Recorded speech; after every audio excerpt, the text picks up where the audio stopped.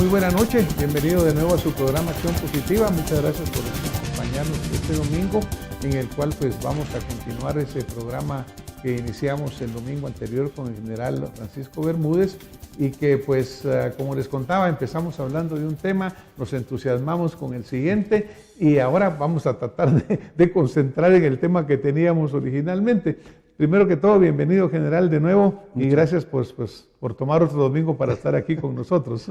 Muchas gracias, doctor, muy amable. Creo que el impacto que realmente ha causado estas elecciones merece obviamente ampliarlo a qué podemos esperar en la región y también qué visión tenemos de esta región centroamericana como tal. Muchas gracias por su invitación, para mí es un gran placer y un honor. Y para nosotros también, general. Bueno, pues habíamos hablado en el programa anterior y vimos que Trump accede a ser el presidente electo de Estados Unidos hasta que tome posesión, obviamente, pero ya hay un equipo de transición que está trabajando, ya él ha hecho nombramientos de personas como Steve Bannon, que son gentes que tienen una cierta proyección de extrema derecha, le llaman ellos allá, lo cual pues cada país tiene su definición de lo que es su derecha y lo que es su izquierda, pero obviamente es una persona mucho más conservadora que los actuales que están en el gobierno con el señor Barack Obama.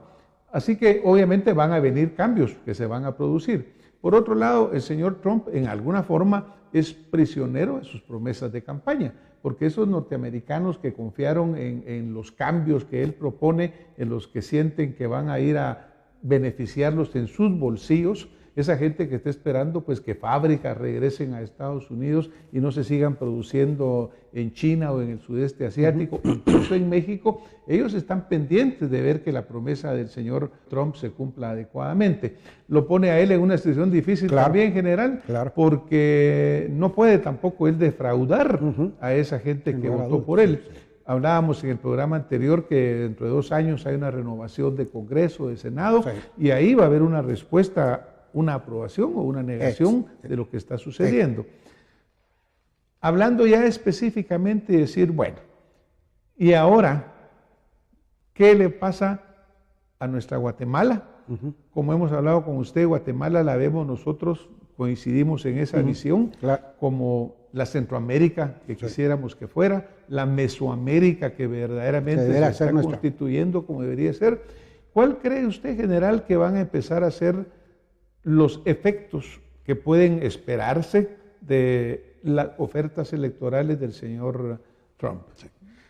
Muchas gracias nuevamente. Yo creo que el primer elemento es en el área financiera de inversión de Estados Unidos.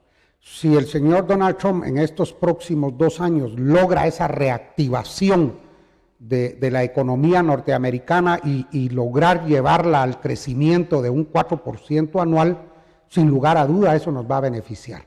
Debemos de recordar que Guatemala, su principal socio económico es Estados Unidos. Estados Unidos nos compra alrededor del 45% de nuestra, digamos, oferta exportable, amén de los migrantes. Ese es el gran rubro por aparte. Pero hablando, digamos, de lo que es real de las materias, sin lugar a dudas, si hay ese crecimiento, van a tener mayor demanda. Entre mejor le vaya a los Estados Unidos, mejor nos va a ir a nosotros. Entonces, como solidariamente debiéramos de ver a América como nuestro continente y pedirle a Dios que al señor Trump le vaya bien, que realmente la visión que él tiene en términos del crecimiento económico de Estados Unidos nos va a favorecer. Yo siempre lo he dicho que los mejores años para los guatemaltecos y para los centroamericanos han sido los años republicanos, porque hay ese efecto de crecimiento. Entonces podríamos esperar, sin lugar a duda, una mejoría en nuestras exportaciones. Creo que lo que debiéramos de estar preocupados nosotros este final de año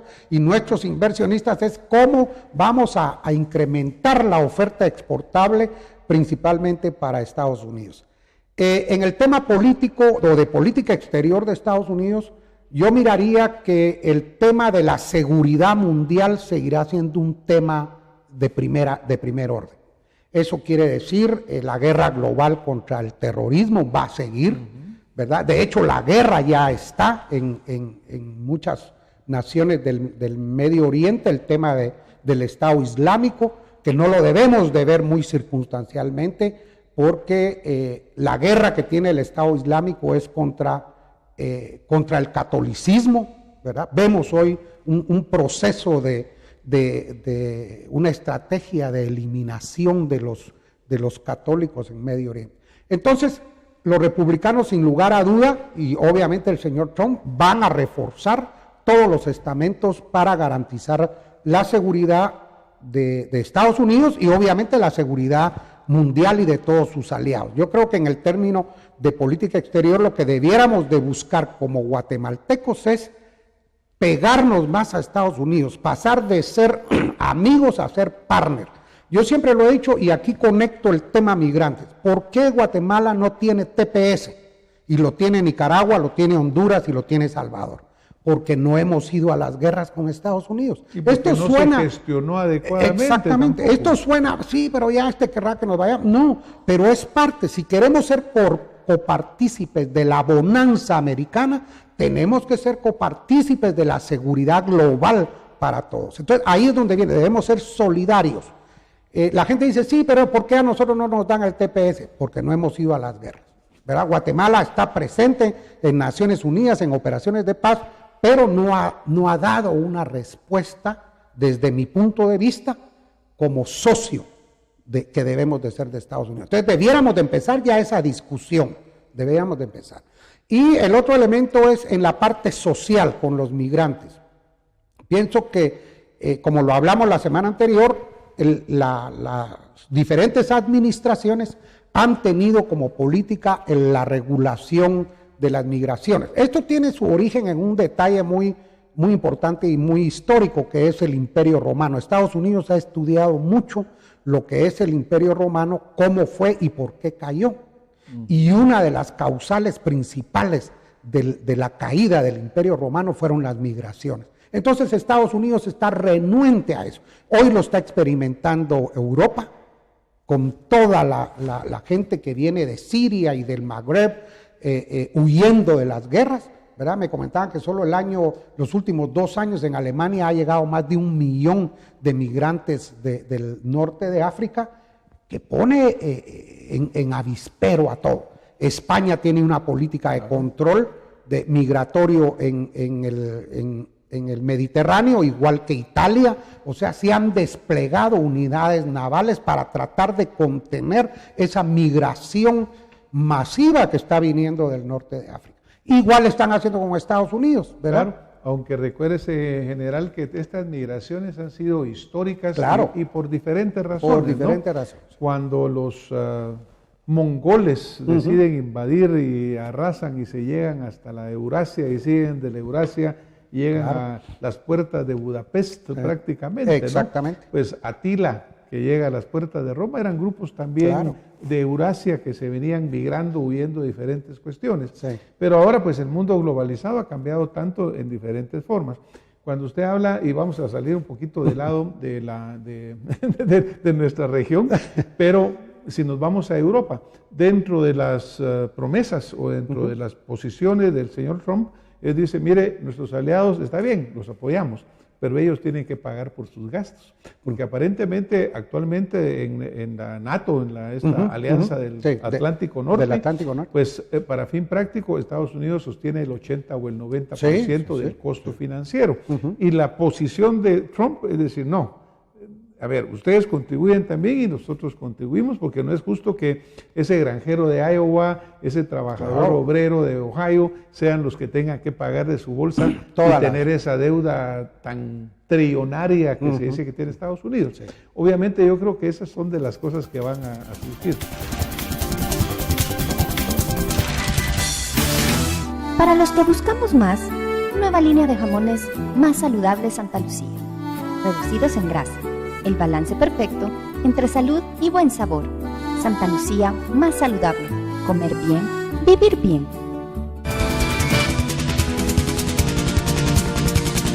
Obviamente yo creo que esas son de las cosas que van a surgir.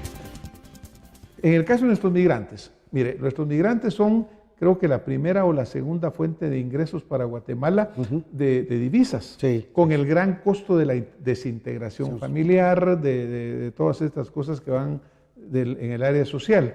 Pero por otro lado, realmente el migrante contribuye enormemente a la economía de Estados Unidos, porque cuando la economía está boyante, cuando está bien, hay muchos trabajos para ellos. Exactamente. Ahora lo que sucede es de que la economía no está muy bien y por lo tanto el norteamericano siente que este migrante le está peleando el trabajito que él en este momento tiene que hacer.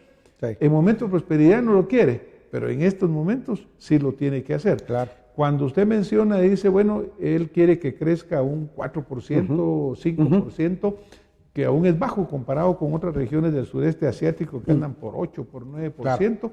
¿No será que va a volver a crearse esa gran necesidad de migrantes? Y aquí será la forma de volverlo a hacer en una forma más ordenada, en una forma más legalizada. Totalmente de acuerdo, doctor. Yo creo que ese es el impacto que debemos de esperar, que el crecimiento económico de Estados Unidos va a generar una mayor demanda de mano de obra. Y eso obviamente va a tener también unos grandes beneficios. Yo no miraría en forma negativa estos cambios. Cuando se habla de que vamos a expulsar delincuentes, pues es natural, ¿verdad? Pero sí tenemos que hacer conciencia que Guatemala más o menos oscila entre 6 y 7 mil millones de dólares las remesas. Imagínese usted que México ronda los 36 mil millones de dólares. Que también ahí tenemos que hacer un acto de contrición nosotros. O sea, a ninguna economía le gusta que usted vaya, tome y se lo lleve. Claro. ¿Verdad? Nosotros en Guatemala, nuestras leyes de migración son tremendamente severas en eso, ¿verdad? Entonces debiéramos de tomar en consideración también, digamos, las posturas de otros países que nos abren las puertas para el trabajo. Creo que en ese sentido también recientemente Guatemala firmó un convenio con México para incrementar el número de migrantes laborales que acuden a toda la franja, digamos, de Chiapas a los temas de café, de banano y de otras que ya rondan, creo que los 80, 90 mil guatemaltecos que están en esa situación y que es un beneficio tanto para México como para nosotros. Con Canadá también existen programas similares de gente que va a trabajar allá por periodos de 3, 4 meses, incluso 6, legalmente, y luego regresan acá. Es decir, hay caminos, hay formas de hacerlo. Canadá es una economía que no la hemos visto, digamos, con la percepción que debiéramos, quizás porque, bueno, Canadá es parte del Reino Unido, o sea, pertenece a la reina y tienen un gobernador, pero es un territorio casi 10 millones de kilómetros cuadrados, ¿verdad? Con una población reducida donde hay programas de migración permanente para profesionales, para obreros, para todo tipo, como usted bien dice, más ordenado, y creo que debiéramos de fijar. Aunque yo siempre he sido de la idea de que lo que debiéramos de ver es cómo componemos nuestra Guatemala para que el sueño americano sea aquí en Guatemala, claro. ¿Verdad? Que nosotros realmente atraigamos la inversión tanto interna como externa, porque hoy en día vemos con preocupación que las inversiones están yendo a otros países y no se quedan aquí. Y es un tema que conversábamos con usted inicialmente, que no se le ha puesto la atención, la elección en Nicaragua, por ejemplo. Vemos que se cometió un gran fraude electoral en Nicaragua, en el cual se consolida una dictadura socialista que sigue los pasos de Venezuela, pese a que estamos viendo el derrumbe de Venezuela en términos reales de la prosperidad del pueblo venezolano, y pues nos quedamos absortos. Creo que un país tan rico en esa pobreza tan tremenda. Tan tremenda, claro. Entonces debiéramos de ver nosotros la región centroamericana. Hace una década nosotros hablábamos de la Centroamérica y del esfuerzo que se estaba haciendo con el sistema de integración económica, y hoy vemos un grupito, el Triángulo Norte, llegando a acuerdos, y el sur se olvidó, cuando debemos de estar convencidos que nos va a ir mejor estando unidos los centroamericanos. Hoy el que se quedó al margen es República Dominicana, porque dice, mire, ¿yo dónde entro? ¿Entro en el Triángulo Norte o en los del sur? Cuando República Dominicana es otro país que tiene una gran inversión guatemalteca, que rondan más o menos al igual que nosotros, entre los 12 y 14 millones de habitantes. O sea, es un mercado interesantísimo. Yo creo que los centroamericanos debemos de ver todos estos cambios desde el punto de vista de la inversión, del crecimiento económico, de facilitar el intercambio de bienes y servicios en la región para la prosperidad, porque hemos tenido 30 años de ofrecimientos y no llegamos a consolidar realmente la prosperidad que el pueblo de Guatemala quiere. Y eso también es producto de nuestras relaciones, ¿verdad? Yo recuerdo que hace más o menos 3, 4 décadas nuestra exportación a Estados Unidos rondaba el 60-65%. Hoy hemos bajado en términos reales y eso lo que hace es preocuparnos, nos debiera de preocupar, debiéramos de tener políticas más agresivas en términos de la inversión nuestra. Estados Unidos es lo que está planteando. Escuchaba yo la reducción que le quieren hacer al Ministerio de Comunicaciones en términos de su presupuesto para el otro año, y digo yo, bueno, estamos mal porque Estados Unidos la propuesta es no le tenemos que dar más plata a comunicaciones para mejorar la infraestructura de nuestro país, y aquí vamos al revés. Lo malo, ¿verdad, general? Haciendo otro paréntesis en este tema, es obviamente que lo que ha sido problemático en Guatemala y seguramente en otros países del área también, o del mundo, es la tremenda corrupción que hemos vivido. Claro. Porque desafortunadamente el robo que ha existido de los fondos que hemos recibido, ya sea a través de impuestos, a través de préstamos, de donaciones, ha sido lo que ha tenido a este país verdaderamente debilitado. Hablamos de comunicaciones y sabemos que en nuestro sistema de carreteras, que el trazo original lo hizo el general don Jorge Ubico, y es el mismo trazo que existe hasta este momento. Sí.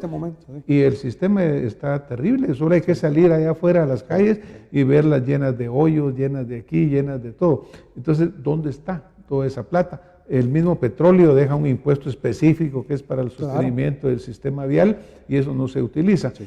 Parte de todo esto es este ajedrez que estamos jugando acá en Centroamérica, en el cual va desde la, digamos, intervención directa que hemos tenido, por ejemplo, de Norteamérica a través de su embajador, presionando por cambios, el rechazo de muchos a esa presión por decir, ¿y por qué están viniendo a querer hacernos esta injerencia? La realidad de que no salimos todavía nosotros verdaderamente de esa corrupción, porque esta se sigue dando constantemente.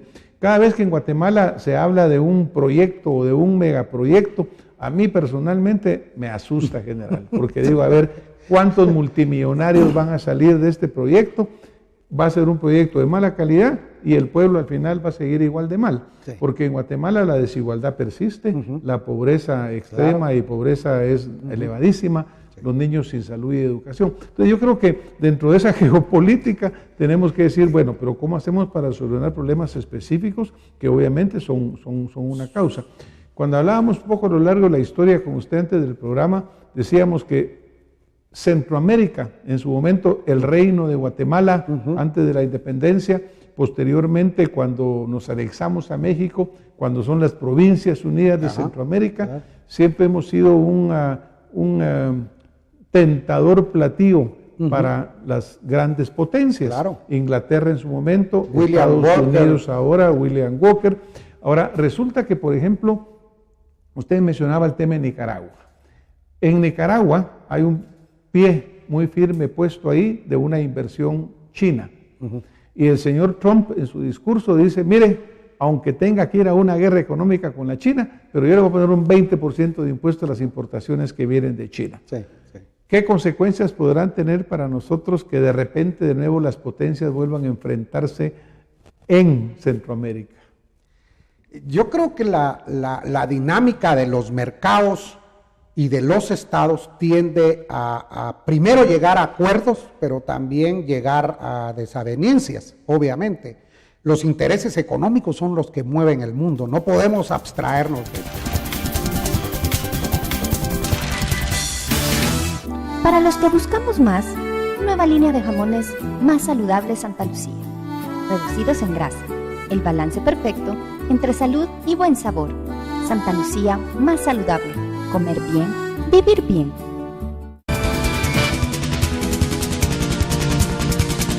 Los intereses económicos son los que mueven el mundo, no podemos abstraernos de eso. O sea, nosotros no le podemos echar la culpa de nuestra pobreza a la política, no, la pobreza es porque no hay recursos económicos, no hay trabajo, no hay producción, o sea, tenemos que verlo.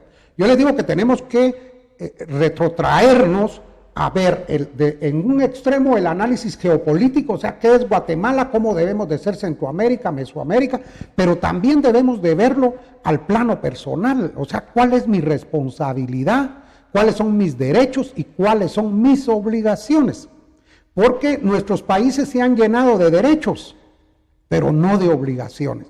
Entonces, eso genera también espacios de confrontación social y desaveniencia donde no encontramos un norte. Creo que debemos de cambiar el discurso, que es el gran impacto de Donald Trump. Señores, aquí ya basta de esto. Aquí tenemos que ser nosotros. Igual debiéramos de pensar los guatemaltecos, debiéramos de ver, señores, ya no pensemos quién viene a invertir, no pensemos qué podemos hacer nosotros, como dijo Kennedy, por nuestro país. Ya no pensemos qué puede hacer nuestro país, ni la embajada americana, claro, sino qué podemos hacer nosotros por nuestra Guatemala y empezar por atraer la inversión nacional, generando tranquilidad, generando orden, generando un Estado de Derecho real para que dé confianza. Mire usted el caso de Puerto Quetzal, la crisis que se origina por esa inversión extranjera y que hoy está sometida a todos los males, desde la corrupción, desde todo, y ¿cuál va a ser la alternativa de Guatemala? Yo les decía, debemos de ser consecuentes. Por un lado tenemos un Instituto de Seguridad que tiene alrededor de 30,000 millones metidos en la banca, cuando todos los países del primer mundo utilizan precisamente sus pasivos, sus reservas para la inversión. Entonces, tenemos que reconfigurar Guatemala. Y yo creo que el mensaje, volviendo, porque por el norte tenemos un mensaje libertario completamente. Nosotros somos primero y nosotros vamos a hacer las cosas. Y nos vamos a proteger y vamos a hacer lo que tenemos que hacer para llevarles el bienestar a nuestro pueblo. Claro.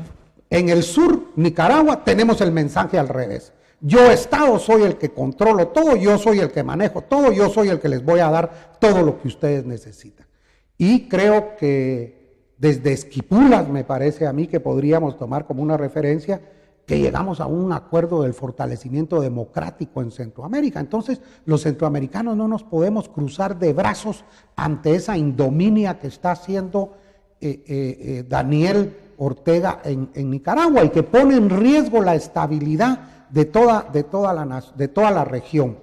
Creo que debiéramos de retomar el liderazgo centroamericano, de configurar, como muy bien decía usted, bueno, la Mesoamérica que queremos como la gran plataforma geopolítica para generar la prosperidad de nuestra gente, porque al final lo que debemos de buscar es la prosperidad de la población. El bienestar de la población. Claro, eso es. General, mire la paradoja, porque por ejemplo, el régimen de Daniel Ortega gana una elección que es una farsa, es el único candidato, su esposa es ahora vicepresidenta legítima, aunque en realidad era de facto, igual que acá.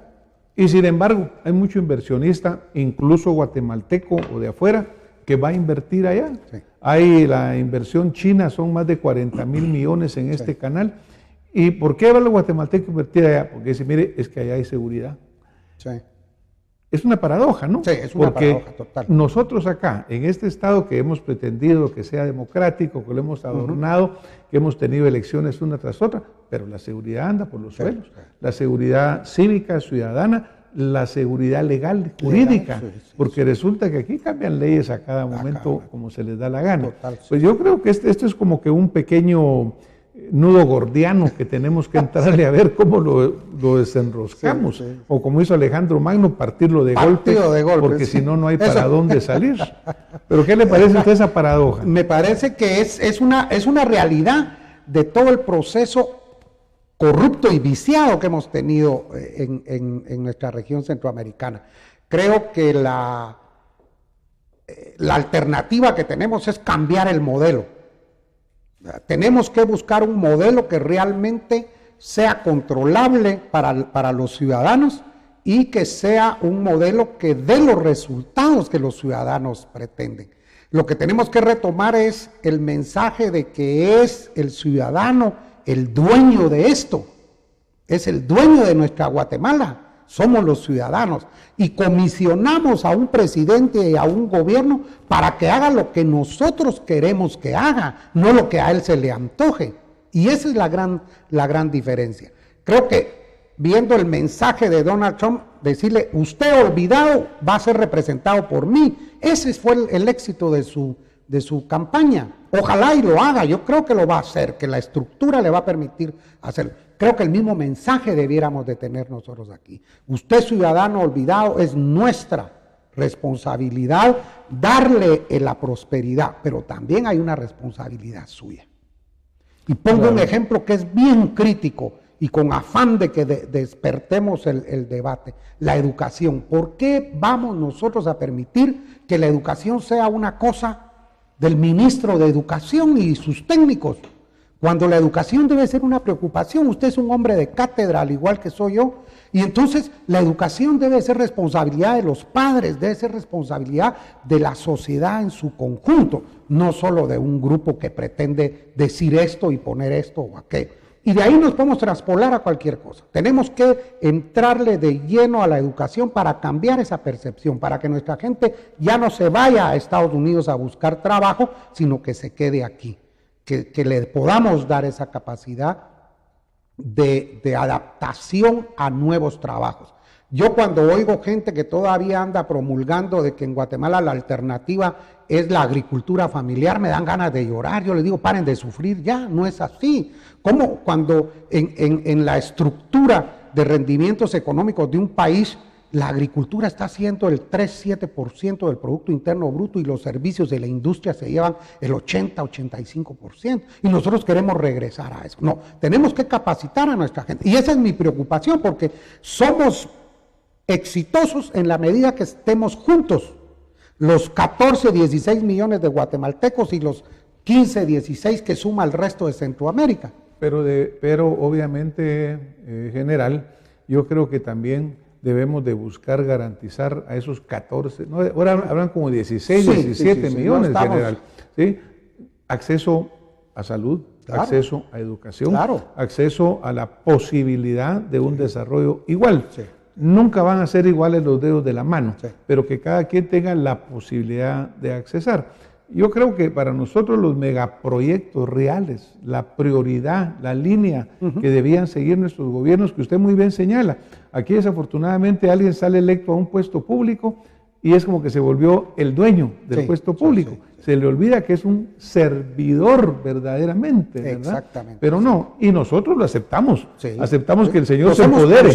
Nos hemos cruzado de brazos, porque el megaproyecto que debíamos de exigir los guatemaltecos, que debíamos de tener un plan de 20, 25, 30 años, es la educación y la salud. Claro, yo estoy muy de acuerdo que tenemos que tener buenas autopistas, pero para eso primero tenemos que tener buenos guatemaltecos, que tengan oportunidad, que tengan posibilidad de luchar. Yo solo le agregaría, si usted me permite, que debemos de cambiar el modelo. Yo creo que el modelo de salud, por ejemplo, ya está agotado. Usted le mete plata al presupuesto y es plata que se difusa, cuando debiéramos de pensar en que realmente la red de centros de salud, darle el poder a los alcaldes y que sean los alcaldes. Como usted dice, general, tenemos que cambiar el modelo. El modelo. Desafortunadamente nos volvimos a comer el tiempo.